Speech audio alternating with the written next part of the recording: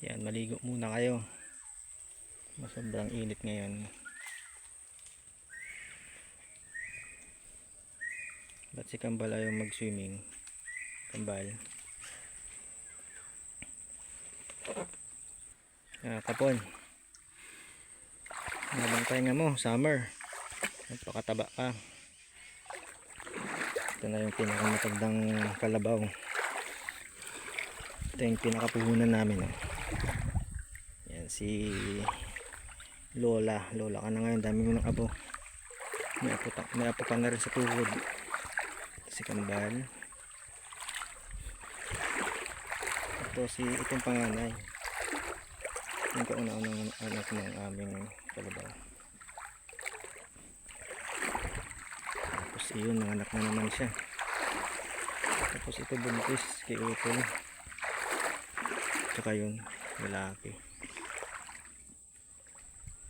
Yan, mababang pahinga nyo ngayon. Ito yung bagong anak ko. Tapos ito buntis.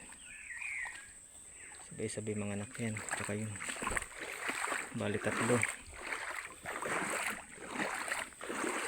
Bali tatlo pa yung mga anak.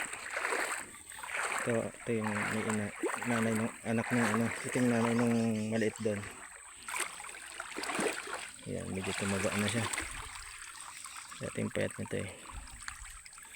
Yan yung pinakapanganay sa anak ng aming punan.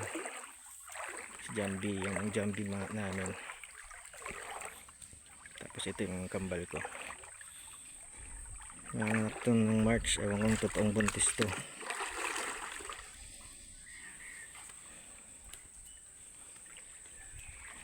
Tapos nakapagbinta na rin tayo ng dalawang kalabaw. Marami na sana. Tapos ito Kambal to, namatay yung Kambal ba lalaki, sayang. Wala yung Kambal tong kalabaw namin, kaya maraming gustong bumili. Yung pinakapunan.